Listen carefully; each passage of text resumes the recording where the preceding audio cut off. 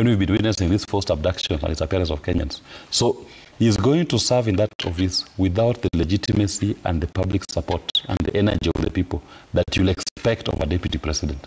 And going forward, without that kind of public support and goodwill from the people, you'll also see him facing the same challenges. Because in as much as he's going to become deputy president, the problems that led the young Kenyans to the streets are still there. If anything, they've increased. Shift share is still failing. We have chronic patients who cannot access health services, yet they are fully paid up in NHIF, just because you can't translate. We have university lecturers going on strike. Students cannot pay, cannot access funding for university.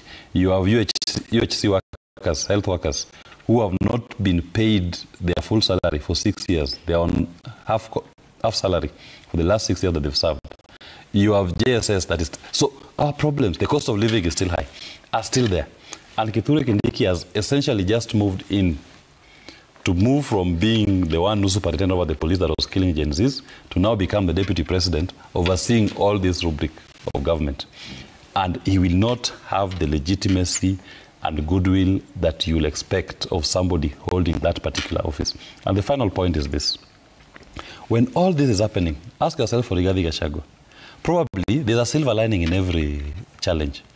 Maybe you should consider that maybe I've just been saved. So that in future, we will not be saying that Rigathi Gachagua was part of the pain of a failed regime that was Kenya Kwanza. If anything, they removed him. And he should thank his God that they said, you're not part of us. Probably he may use it in future, or even when he's in retirement, to say, I was not part of them, they even removed me from their failures. Okay. Do you agree with Steve Ogola that the right thing to do is now for the cases to be withdrawn? Yeah, no, I don't. I think with the withdrawal of those cases will probably serve Steve Ogola's clients. Because he was acting for the opposite side. So how do you advise your adversary? You should have disclosed that that is an advocate from the other side. How do you advise your adversary? Selfish proposition, and I think if you look at that, then it illustrates the contradictions that this process has had all through. You know the one thing which I want to disagree with Javas here is that perhaps this impeachment was or can be a very good moment for Rigathi Gachagua.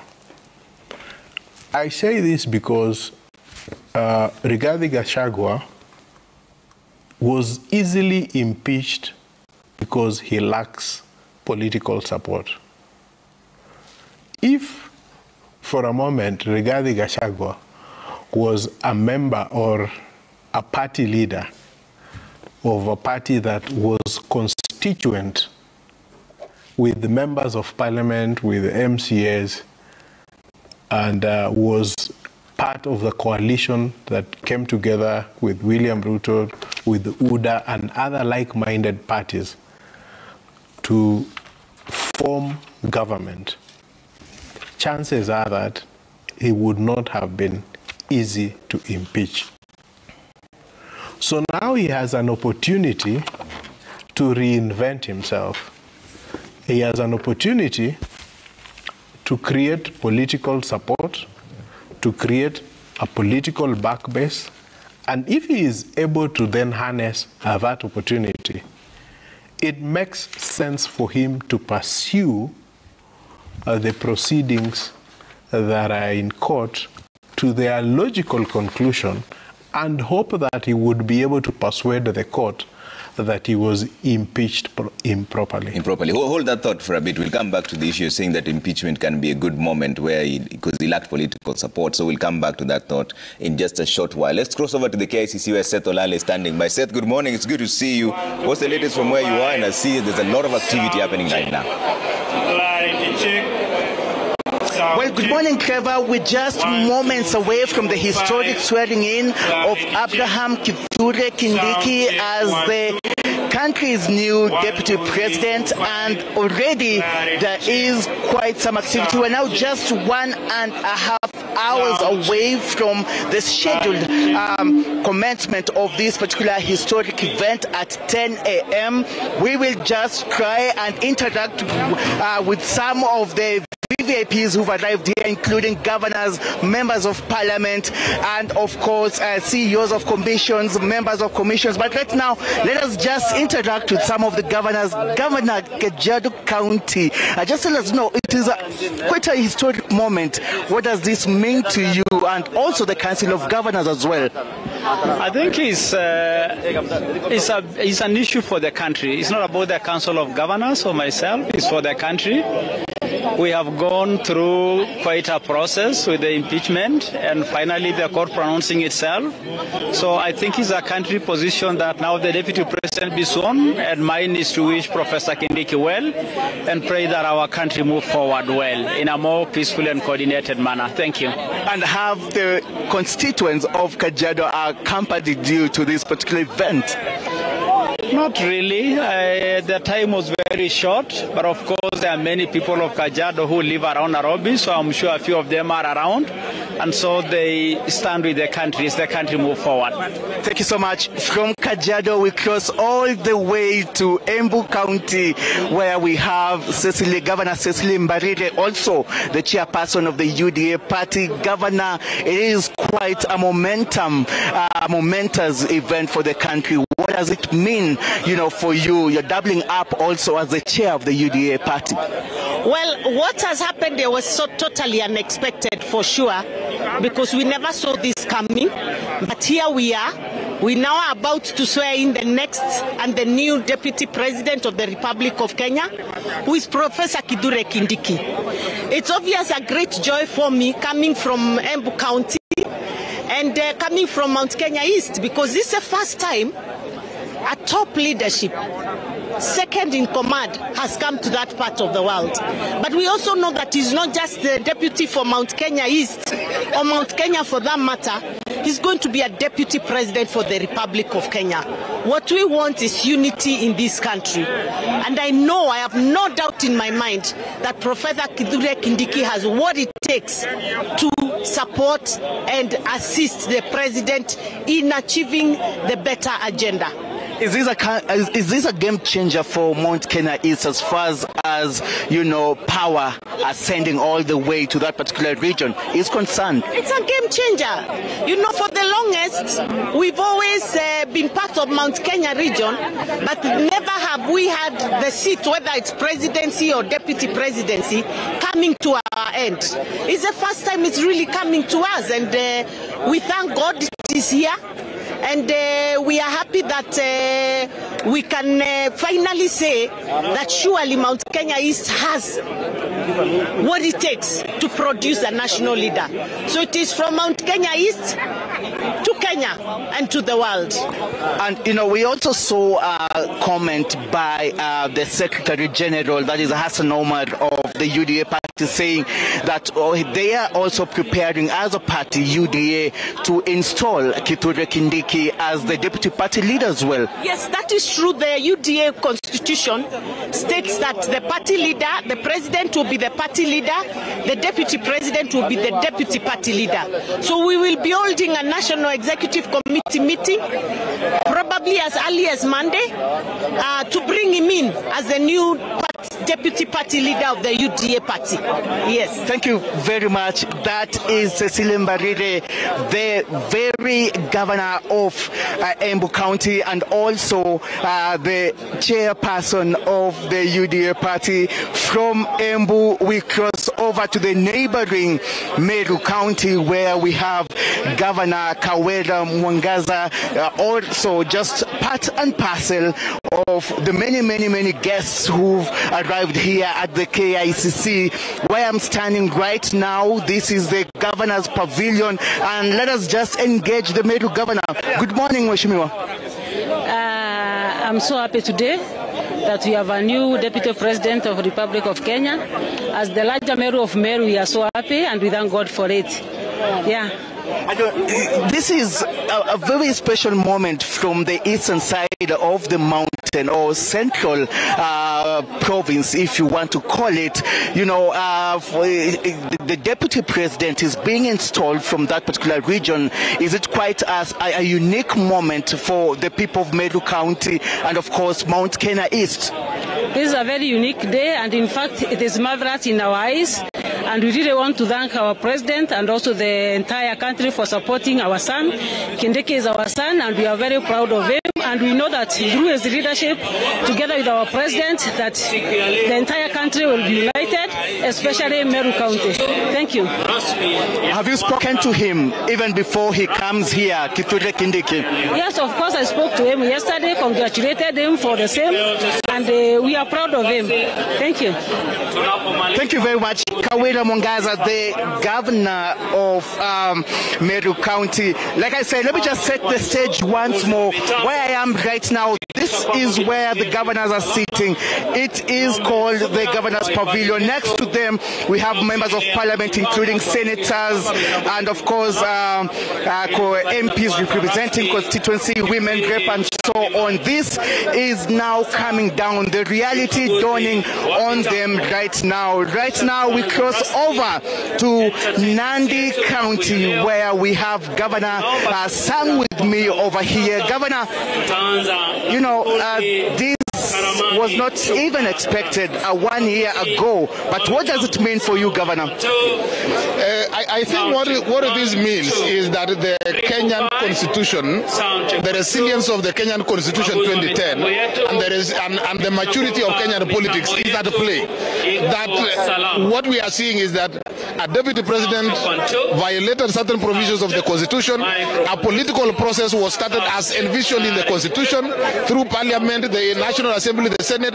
It went to court, and today we are here swearing in a new deputy president sanctioned and cleared by the court.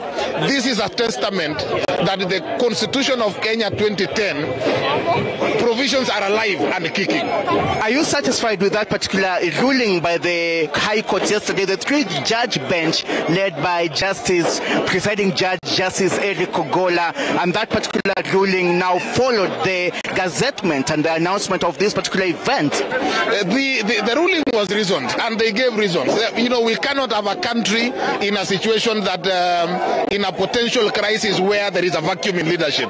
It cleared this, and we think that what the Constitution, what the courts did, interpreted the Constitution as it is, and therefore we are happy with it. And the provision of the Constitution are still available. They can still be able to go to the full hearing. The ruling will be out, and therefore we are happy with the process. Thank you very much, Emmanuel. So we have guests already seated. We have entertainers who already taken the stage, and what now awaits is the special moment where Kithure Kindiki will be making his way here at this particular forum. But let me just quickly speak to Eric Gumbo. You are okay. He's testing 1 2. Okay. So right now, this is what it looks like here at the VVIP section of KICC, which is set to host Kithure Kindiki as the country's new deputy president. Emmanuel. Well, thank you very much, Seth. It has been a beehive of activities, and apart from the governors, we have also members of Parliament, both from the Senate and the National Assembly, seated and waiting for the deputy president designate, Professor Kithure Kindiki, to come in, and they are seated all over this place. It is a restricted area, but we want to see whether we can get to speak to them just for a moment. They are waiting for us to speak to them. They're here. Let me speak to them. Please. Let me speak to them. Mheshimiwa, just your views quickly. Tuko live. No. Don't manhandle us. Let's go. No problem. Okay, let me speak to them right here. Okay, just a moment. No. Mheshimiwa. We are live on Citizen TV. Thank you very much. We are here today, and I want to appreciate Citizen. I want to appreciate that today we are here on a historic day to see my one-time majority leader in the Senate becoming the deputy president of the Republic of Kenya. Thank you so much, Mheshimiwa. Let me speak to one quickly. Thank you so much, Mheshimiwa, for Bomet East. Your quick comments about today. Yeah, this is a very exciting day today because this is something which we have seen. We had been having a lot of challenges working with the former deputy president, and God has done God has done good for us because we really fought for it. And Kithure Kindiki is, I think, is the person who is going to be good work with. Is somebody who is so cooperative, and we looking forward to work with the new deputy president. All right, thank you so much, Mheshimiwa. Member for Bomet East. Quickly, your introduction, your name, and your expectations, Mheshimiwa. My name is Joseph Jena, nominated member of parliament, and we want to say that the government has to run. And if the of parliament, and we want to say that the government has to run. And if the government has to run, we have to have a good system of working. Nashukuru sana mwalimu Kindiki alikuwa mwalimu wangu. Nashukuru sana kwa sababu we are bringing sovereignty into government. Okay, Mheshimiwa John Paul, you come from Meru County, or rather the region, the Mount Kenya East region. Your expectations today, Mheshimiwa? Yeah, today I'm a very happy person from Meru County. Since the person who we are going to swear in today is a person who is a teamwork person, who normally like working with each and every person, who does not impose to a person, and somebody who embraces a leader. So we are expecting that Kithure Kindiki will be a leader who will embrace all Kenyans, who will work with all Kenyans from every corner of this republic. Okay, so we have so many members who want to speak, but we'll be getting to speak to them in just a few. They are seated here. This is the members of parliament area. This should be a parliament sitting if it were to happen right now, and they are waiting for that event to begin. So that's what we have from here. Over to you back in studio. All right, thank you so much. You can tell by the tempo, the speed that's happening, things are about to just settle down and get into the real action. The inauguration of Professor Kithure Kindiki as the deputy president is happening in real time. We'll give you wall-to-wall coverage. Seth Olale is standing by there. Emmanuel Toy is with us. Kamau Mwangi is in Nyeri. Crispin Otieno is in Kisii. Marian Nyambura is in Nakuru. Laura Otieno is in Kisumu. We'll give you wall-to-wall coverage. And plus, we've also seen some guests come in. CS Julius Migos Ogamba, CS for Education, is also there. Remember, they mentioned, by the way, that exams are ongoing as planned.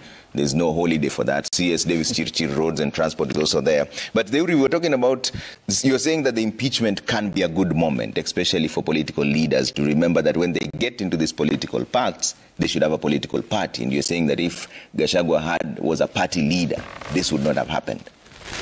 Yeah, chances are that it wouldn't have happened. And so part of the realignments that you are likely to see happening would be those kind of realignments that, and you must remember that there are those that have also said, and that we warned you that do not go into this kind of a union without a party. And I think even maybe Moses Kuria in his tirades against Gachagua, those are things that they have said. And so they are going to be lessons learned from this. And one of those lessons would be that sometimes when you are in someone's houses, then you have to go by their rules. And so you expect to see that realignment. So it's going to be an interesting time going into the future. The other thing would be that there's been a lot of efficiency that we have seen, and government by its very nature is a very efficient ecosystem, because it has the resources, it has the infrastructure, it has the network to be that efficient. So the inefficiencies are deliberate? Yes, in the sense that there is usually nothing lacking for anyone to feel the efficiency of government. And so when government wants to be efficient, then it can be efficient. And what I am expecting to see is that going forward, the public is going to be pushing for the same level of efficiency in the provision of services. We are going to see a situation where the question of enhanced public participation is something that we are going to see. I mean, look at what happened to the citizens' participation on the finance bill and recently on the very poorly thought out Cheregai bill on amendment of proposals to amend the Constitution. So if you look at how the public has responded to those, I think that the legislators are going to find themselves in a very, very difficult position going forward in terms of the measures that are going to propose on legislation and on policy. The executive is going to find itself in the same place. What I'm not so sure about is the institution of the judiciary, because, you know, the judiciary is always often asked, as you interpret the Constitution, look and remember at the history of where we are coming from. The history of where we are coming from is that at a certain point the judiciary lost legitimacy. And it led even to questions of vetting and all that. I'm not so sure whether in the near future we are going to go back to that place where the public has lost support of the judiciary and so therefore requiring another vetting mechanism. And why do I say this? You have to go back to what happened during the finance bill and the attack that happened at the Supreme Court. Was it just an act of hooliganism, or was it something illustrative of a certain feeling within the country? And that is a question that I think the judiciary leadership needs to ponder. And the individual judges, as they handle these cases, will be faced with. And unfortunately, do you feel the judiciary has lost legitimacy just because of this case? No, I am just saying that this process ultimately will test a lot of things and will realign a lot of things politically and realign the society as we know it. That is what I'm foreseeing. And so there'll be a test on the judiciary, and they will acquit themselves or they will convict themselves ultimately in terms of how they handle this issue. To the end. To the end, because what is happening right now are just interim measures and interim reliefs, and we all know that sometimes they can go one way or the other, and as lawyers sometimes there is precedence, but we also know that certain precedents can be distinguished. Again, we will look at the manner in which they have been distinguished. Does it make legal, factual, and constitutional sense? So all those things that we are going to consider, but in the near future, there is definitely going to be a realignment in society. On the political front, you can almost foresee that. At the executive, you can almost foresee that. But the judiciary is a critical arm, and it will not be immune to those realignments. And so the question would be whether a time will come when people will feel that they have lost confidence in the judiciary, or people will feel that they still have confidence in the judiciary. And that may ultimately lead to a realignment. It may happen, it may not happen, but definitely the conditions for that are alive at this particular... Okay, Tatas, I'll come to you in just a bit, but there's a lot of activity going on at the KICC. Let's listen in for a bit.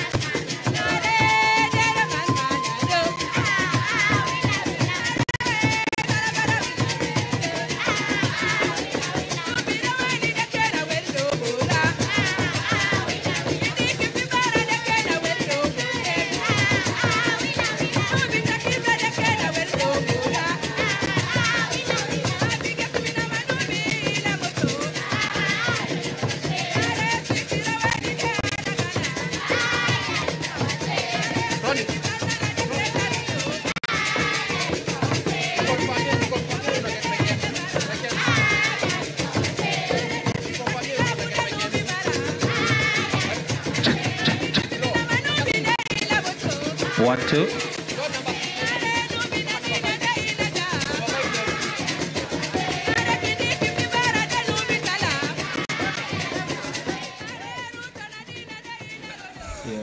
Just slightly over an hour to the official kickoff of the program of the inauguration of Professor Kithure Kindiki as the Deputy President, officially happening at the KICC right now. A lot of entertainment ongoing. Ambassadors are there, dignitaries are there, governors are there, legislators are there, and members of the public, a delegation of 10,000 strong at the KICC there. Let's continue with the conversation here in studio. And Titus, is this going to be the ultimate test for the judiciary, like the Uri is alleging?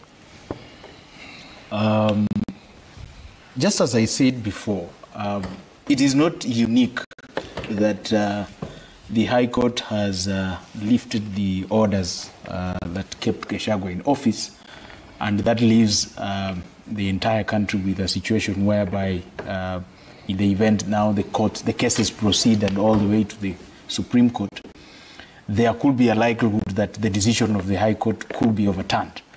It has happened before, and I don't think this is very unique in the sense that the very reason why we have courts above the rank of the High Court, the justification possibly is that it is foreseeable that the High Court can make mistakes.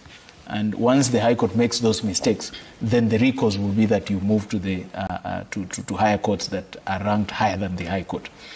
But most importantly is that the ramifications that will leave after this decision, and that comes back to the issue of the swearing in of Kithure Kindiki, because in the event, and I'm saying this based on the fact that one of the judges, Justice Murima, did say that the applicants have established a prima facie case, and we try to interrogate the process that preceded the proceedings in court. Is that from the outset there are fundamental flaws in terms of procedure as to how Gachagua was impeached, all the way to the time the nomination of Kithure Kindiki was pronounced. You will realize that a lot of questions have come around the question of nomination of Kithure Kindiki, because we saw in a record of less than 5 hours the president writing a nomination decree saying that clearance had been obtained from most of the institutions, which we know you as an ordinary Kenyan, when you go there, it can take you probably a month or two before you get that clearance. And most importantly, as it stands today, we do not have an IBC in place. So the question that Kenyans are asking, and this is an issue that will be probably before the court for consideration, is how did Professor Kithure Kindiki get cleared by IBC when we know IBC is not there? So looking at these fundamental questions, there is a possibility that at the tail end of the court process, this swearing in and the nomination and the approval of the good professor could be set aside. Now, if that happens, and today whoever is going to preside the witnessing of the swearing in is part of the judiciary, and I suppose is going to be the Chief Justice or the Deputy Chief Justice in case the Chief Justice is not there.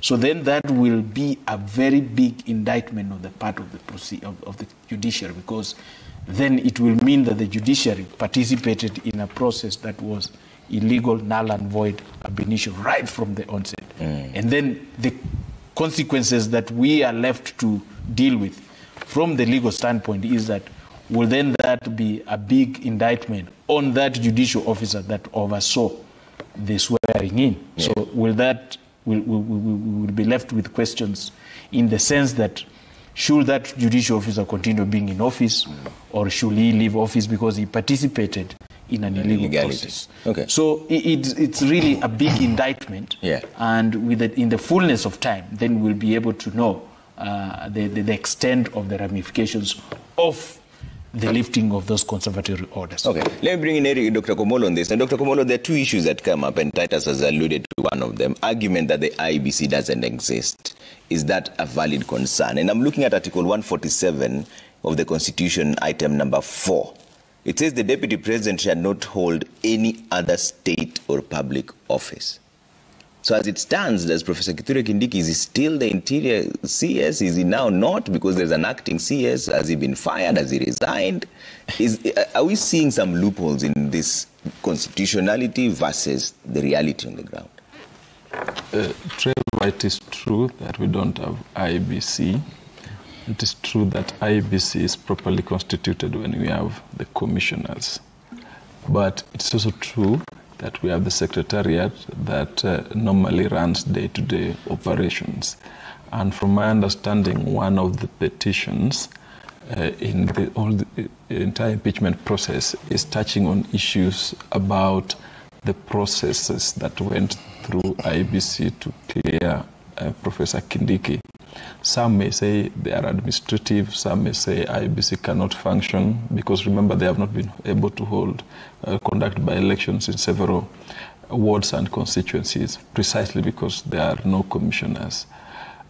My problem is that there are laws that have been passed over time that criminalize political activity, that tend to make people who have participated in political processes be disqualified from holding office one way or the other for no apparent reason. From where I stand, there's no real good reason, practical reason, why somebody, for example, should be disqualified from holding a job because he ran for office or is a member of a political party, and vice versa, that a state officer should not be a member of a political party. Because remember, these state officers have a background. A good number of them were elected anyway, and then they left their positions to, like Mr. Wandai, positions to then become state officers, cabinet secretaries. So this is one of those puristic approach to our politics that is unhelpful, that tends to make public office, particularly state office, look like it is some very unique position that people go there impartially, while in reality political power has to be acquired through campaigns, which means you are biased, and at the same time you then have to reward your people once you get power, which means you appoint people who are actively in the political campaigns and processes with you. I think that this lacuna is already cured by the mere fact that we have national values. In the Constitution, we have the expected code of conduct for public and state officers. Once you are in that position, you are expected to be objective, to be impartial, to be patriotic, and things like that. So this argument, I've never bought it, that you expect Professor Kindiki not to be a member of a political party, because we already know anyway his background. I've never really bought it. I think it is one of those many laws that Parliament has passed over the years that serves no purpose, that lives out of a vacuum that does not exist in Kenya and in any other country, and that as part of cleaning up the political system should be repealed to allow people to express their political biases, which is not a bad thing, and also have the opportunity to rise through professional roles in public space. Remember, I told you earlier that I'm really worried that we are having a lot of party-related disputes, and this is purely party-related dispute, coming into our courts, and therefore kind of overshadowing the real work that courts do. Courts do a lot of domestic family disputes. Courts do a lot of commercial disputes, land disputes, that by and large control the economy, by and large control the society. Now, for 1 month, this dispute, which is an intra-order dispute, has come into the fore, and we've spent countless hours when, even now, today, this morning, the ruling party in Gabon has lost elections, parliamentary elections. Botswana has lost parliamentary elections. In the space of about 3-4 years, the UK has replaced prime ministers, changed, the party leadership has changed, and it's not a big national issue, because we understand that parties have members, and members have certain ideologies and of course certain processes that you have to follow and replace. What we are interested in, what at least myself I'm interested in, is the policy that this government has. and how they plan to implement them, and how they can be reformed to work for us. So this debate is totally unnecessary. As I speak to you, they are recruiting commissioners for Public Service Commission. There was an advert I saw, I think, last week. One of the disqualifications is that if you ran for any political seat in 2022, then you should not apply. The logical reason, the logical conclusion is why. Why? Because remember, political office should also attract talented, intelligent people. Yeah. And so wanting to be an MP or a governor or a president or an MC should not be a disqualifying factor. Yeah. So long as once you get there, then it is clear that you have to conform to the code of conduct. So, and I have a couple of friends who are MPs who themselves, once they lose elections, are regretting because they did pass those laws. Two of them have directly regretted to me because they did pass those laws and now they are disqualified and jobless. Yeah. Maybe you would Javas has to say about this. Javas, what is the eventual impact politically of this impeachment? What is the consequence? Well, will it unite the country? Will it divide it? And I had Senior Counsellor Aminwa try to bring it up and say that the impact of what is being said here in court could lead to some strife politically. That is his pleasant imagination. The political ruins of the mortal from Madira are going to be, first of all, of great impact to him personally. He's the greatest casualty, and he'll suffer the weight of that load, I think, as long as he lives on this good earth. But there are certain perspectives that have been playing out. One from Rigathi Gachagua himself a few days ago, and then even from his counsel. From Rigathi Gachagua himself, recall that he was even intimating and speaking to his Mount Kenya base, asking them to be quiet and remain cool and non-violent, as though there has been any inkling or even thought of violence anywhere in the country since this the commencement of this impeachment process. You don't think there's been any? There's not been any. In fact, there's not been any violence. The ground has not been boiling. But secondly, I think imaginatively, Rigathi Gachagua has been thinking himself like a Raila Odinga of sorts. If this was the circumstance of Raila Odinga, things would have been very different. The country would not have been calm as it is. Raila Odinga, Rigathi Gachagua is not Raila Odinga. Not in this life, not even in the next. And that is why no one has lifted a finger anywhere. Right now, a spot check that you've carried out across the country is calm. People in Madira are not even coming out of their own houses. They're in their own compounds. It is calm. If it was Raila Odinga, for example, for purposes of comparison, things that would have happened just within the city, the entire Nyanza, Western, I mean, you would have thought that perhaps the day of the Armageddon has arrived. But that's not the situation right now. When counsel for Rigathi said that it is going to make the political situation in the country very volatile, I think he was also imagining too much. Because I can assure you, of course, what is going to happen as a consequence of this impeachment, all of it taking provenance from the broad-based government between President William Ruto and Honorable Raila Odinga and ODM, is that the political plates tectonics are going to continue shifting even further. The issue of AUC they're going to play out, and the aftermath of the AUC, hoping that Raila gets it. Personally, I imagine that there is the potential of, or the potency of having a pre-election kind of coalition that will be imagined before the 2027 election. And it's going to have persons trying to get or to be onboarded into that coalition. The issue of Rigathi Gachagua, how useful is he going to be, first to himself, second to Mount Kenya, third to people like Kalonzo Musyoka? You see, Kalonzo Musyoka, the other day attended a political event somewhere in Kiambu, which he never organized. He just went there, that had been organized by Maina Njenga, the former leader of the outlawed Mungiki sect. And some people are imagining that he's somebody who should actually be part of our team to occupy public office. Really, I think we think so lowly of Chapter 6 of the Constitution, when such kind of persons could even start being imagined to occupy public office, or even Kalonzo Musyoka, imagining that the heavens had ordained him to be president at some point, and that it will come through the way of Mainda Njenga and such kind of persons, I think will not be making sense of even the values of our constitution. If people are complaining about issues to do with the values, or rather the character of Rigathi Gachagua that led to his impeachment, we must also therefore frown upon individuals who have got such kind of a checkered past. In fact, I'm using the word checkered in a very liberal and restrained manner, so that I do not use other words that may designate some individuals to the backwaters of intellectual apathy.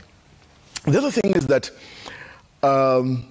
it is important for us to realize that our politics keeps on shifting after election. And looking at how things have played out, Trevor, up to now, you can easily imagine and predict that political events will be so much charged by the time we get to 2027. The effect of Professor Kithure Kindiki being deputy president is going to have an effect not just in Mount Kenya East, but beyond Mount Kenya East. President William Ruto is not going to sit there and watch Mount Kenya West be hived off the entire Mount Kenya political map and taken to somebody else for whatever reason. He's going to fight for it. I know as a matter of fact that Mount Kenya, especially Kikuyu Mount Kenya, has now shrunk. In fact, it has moved off and taken away its support from President William Ruto. But he's not going to sit and watch that happen. So much is going to happen between now and the 2027 elections. Who is going to be the next CS for Interior? Is it going to be somebody from the mountain? If, for example, from the mountain, what is going to be the consequence and the effect of that person trying to make sure that there are votes from Mount Kenya? The other thing, do we want to imagine that Mount Kenya will want, because of Gachagua's fate, to be out of government from now 2027 and even beyond? And because nobody, and even some leaders who are ambitious, don't want to be out of government, they'll want to rethink their political positions. And so, yes, the Gachagua impeachment is going to be seriously consequential, with positives and some negatives as well. And Willis, what is the consequence of this? Because Deuri already alluded to it, especially when it comes even to the pre-election deals. Because Gachagua himself was the first one to confess and say everybody else had a deal, it was signed, I did not sign anything. Deuri is alleging that if he was a party leader, this would not have happened. What is the consequence of his impeachment in the political setting? You know, the first thing that we must all appreciate is that there will be consequences. And everybody must be ready to live with the consequences. So Gachagua is going to live with his consequences. Ruto also must be ready to live with his consequences. And he must accept what fate will have presented to him. I'm not an expert in Mount Kenya politics, but at least from my engagement with people from that region, I will say this. There's a trending song, a Mau Mau song by the late Kamaru that popularized it. And that song speaks to the heart of the people of the mountain. And it seems to be speaking a question of, largely also the question of betrayal. And Rigathi Gachagua, for all his ills, for all his sins, he seems to be now a victim of betrayal. Because if you look at Rigathi Gachagua, I don't like his politics, but I sympathize with him, because when he was talking about Morima, the things he was talking about shareholders, it was to the benefit of William Ruto. This is a man who gave out his life to campaign for William Ruto. Went flat out to attack everybody, Raila Odinga, Uhuru Kenyatta, Mama Ngina, everybody that he could think of, to benefit William Ruto. And the payment he gets in return is to be kicked in the teeth. And I know Mulima people, I know Mount Kenya people, they don't forgive betrayal. And this, to them, will be betrayal, not that they love Rigathi Gachagua, but that in principle, any person who betrays his close associates will potentially betray even us who are not close to him. So William Ruto must get ready to live with those consequences. That will not be good. Remember also, 57% of his votes in the last elections came from the mountain. And I also don't buy the fallacy that there can be Mount Kenya East and Mount Kenya West. When it comes to voting, that region votes as one. But as I conclude on this part, I say this. One thing that we seem to be forgetting, that on the 25th of June, Kenyans crossed the Rubicon. Our politics moved away from the tribal alignments and tribal alignments as we knew it before. Kenyans in unison came out and defined their problem to be the economy. As James Carville in the US used to say, it's the economy, stupid. And when they went out, they were tribeless. They were partyless. They were simply saying, we want a political system that responds to our economic needs. So if William Ruto thinks that he's going to organize the next round of politics around tribe, I'm sorry. The constituency you're talking to is no longer looking at tribe as the organizing factor. It is looking at an issue and has defined for you the question of the next election. The question of the next election is the economy.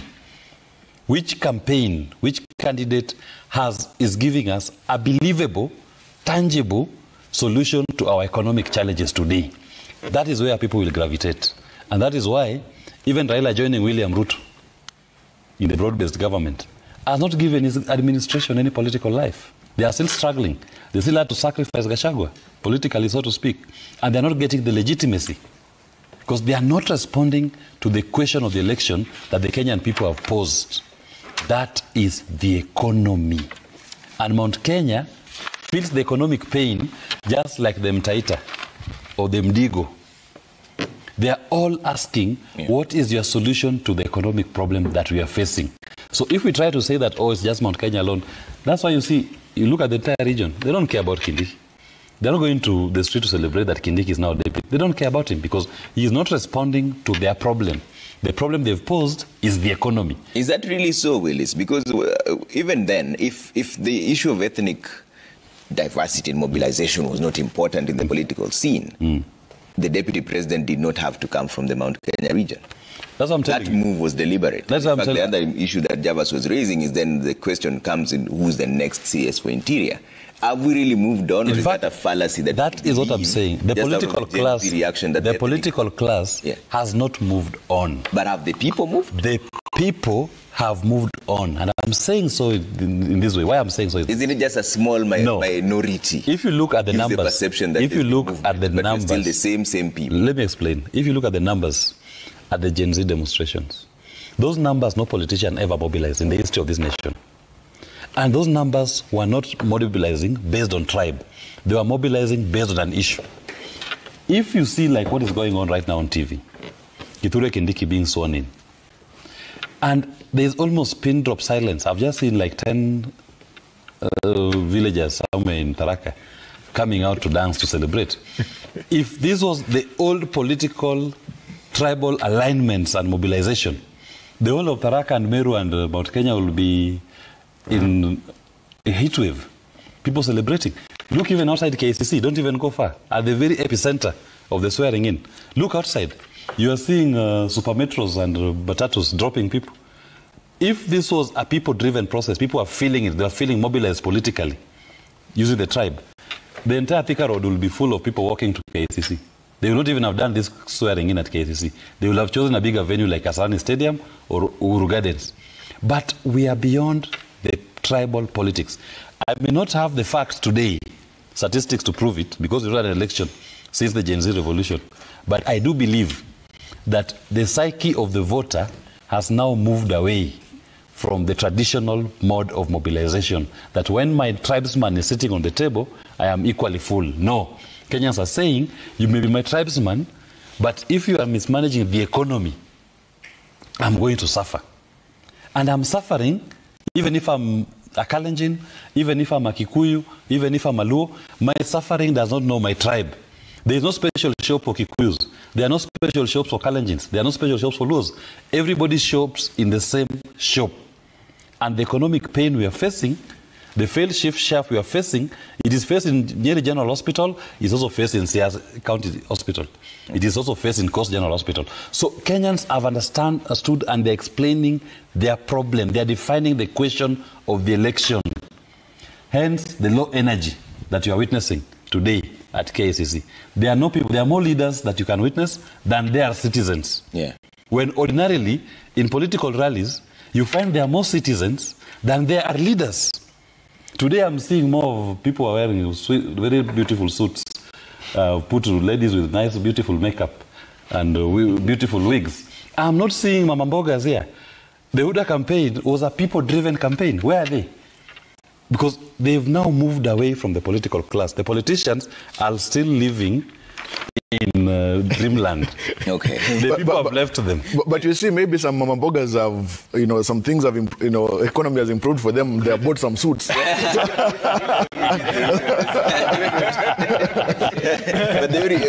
is what Willis is saying, is it really true that, or is it the loud minority online who give the perception that we have moved away from the ethnic mobilization, whereas the silent majority still have the our man syndrome? I mean, the jury is still out on that question.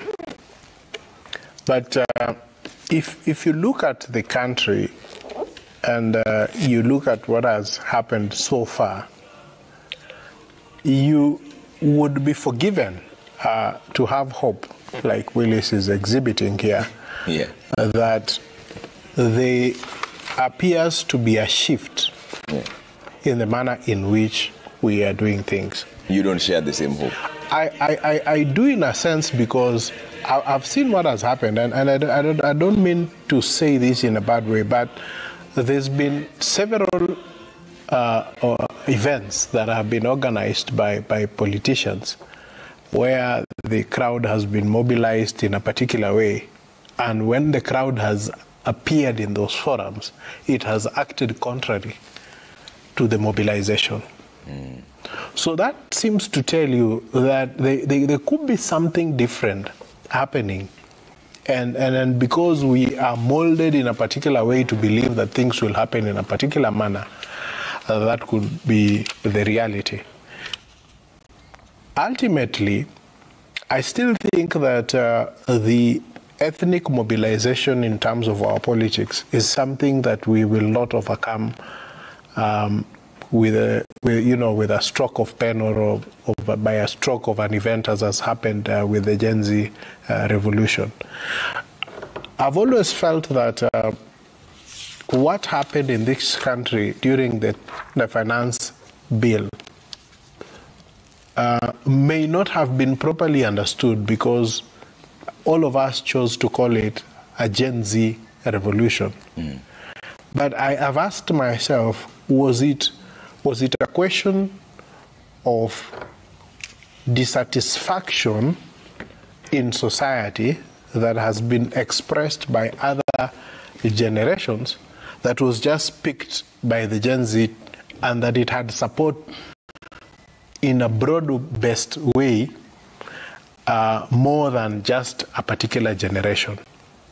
And that is something that the outcome will become evident once we get into a proper political season where parties are now, the elections are about, we know who the candidates are, and we see the mobilization.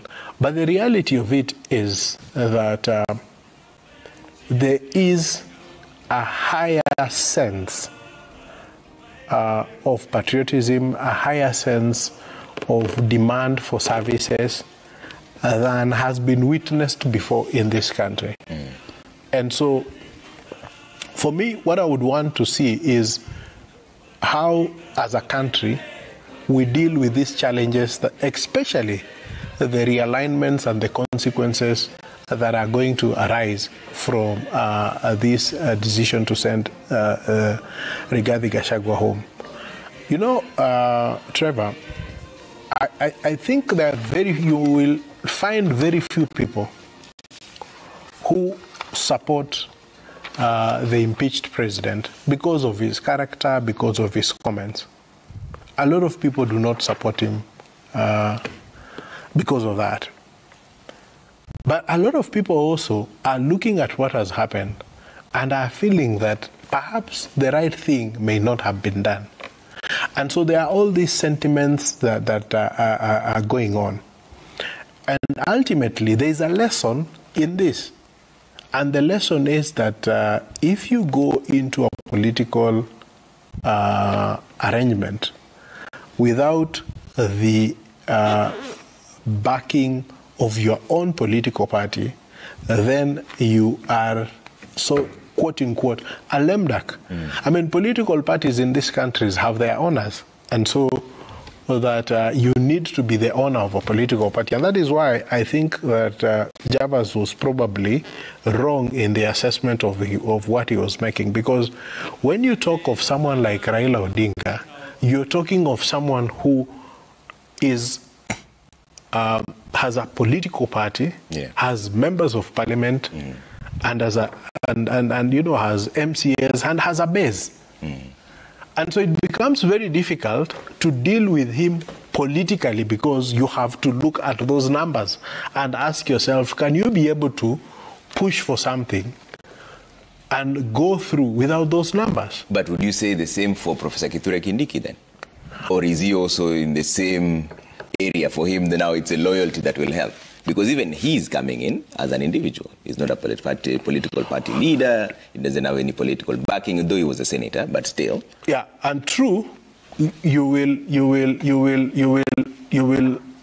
in fact, if you listen to the commentary that has been being mentioned, that fact is being acknowledged, and people would want to see what kind of personality and what kind of profile will he assume once he gets into office. Of course, he appears to enjoy the political goodwill of his colleagues from his governing party.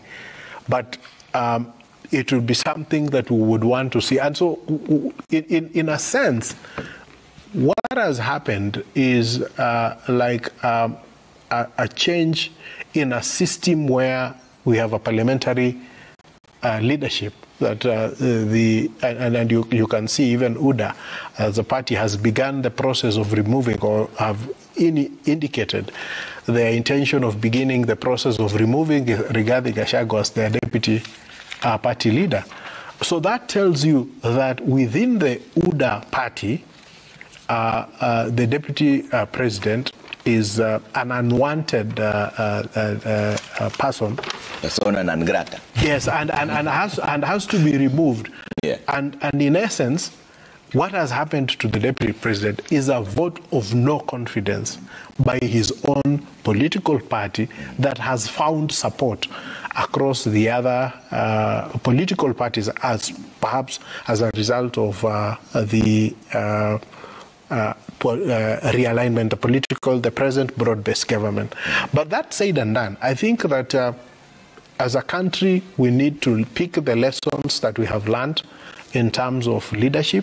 I think that the deputy president, in his conduct and in his remarks, assumed a profile that does not fit his office, and so we hope that we can see a change in what Kindiki would bring in. That would be the first thing, so that we begin talking of this country, even though we understand that there are other issues, but we begin to talk of this country as a unit, as opposed to looking at a particular region. Okay. But going into the future, what I think is going to be important will be how the government approaches the challenges of the common man going into the future, in view of the fact that now, if the bad guy is now out,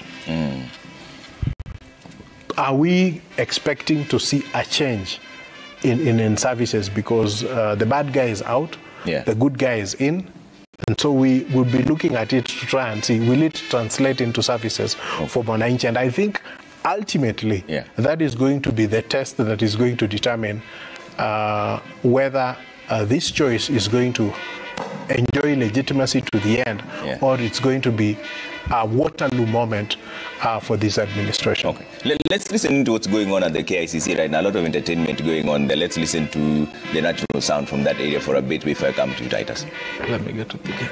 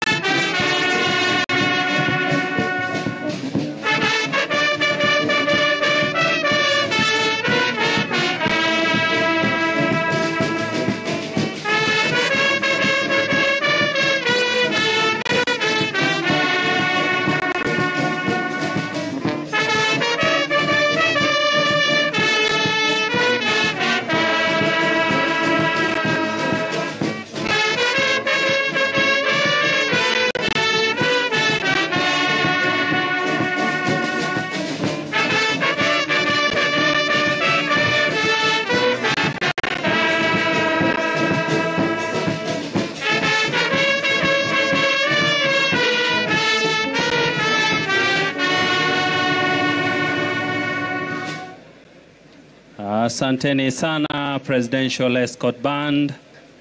Napoendelea sasa na wimbo wetu wa pili. All right, in just over half an hour now, just about 30 minutes to go for the official program to begin. And Titus, we were talking about this issue of our man syndrome and the betrayal and the consequence of this entire impeachment politically in terms of the rearrangement of it all. What do you foresee? Now, obviously, out of this legal process, you know, the whole process started as a political process, then midway it ended up being a legal process. And now that Gachagua is technically out of the picture, we now get into a phase where we are dealing with another political issue. And that's when we now get into the stage of political realignments. Obviously, if you look at the process that preceded the removal of Gachagua, there are a lot of dealings that were done before his removal. And I speak with so much authority in the sense that I was watching the proceedings at the Senate, and I could see the footprints of ODM all over the whole impeachment process. I remember 2 senior counsels were sent specifically to cross-examine Gachagua before he admitted himself in the hospital. So obviously, out of that entanglement, there must have been some quid pro quo for the parties to participate in the ouster of Gachagua, especially coming from the ODM side. And from the political circles, we have heard now that they have lined up some names for the replacement, for the replacement of the CS Interior. I heard the MP of Nyaribari Masaba saying that as ODM they have proposed Junet Mohammed to take over the seat of the Interior Cabinet Secretary. This is just pure speculation. No, I saw it. I saw it on TV. I saw him say, and the MP sits in ODM and in their ranks. He said it, so I don't know unless changed.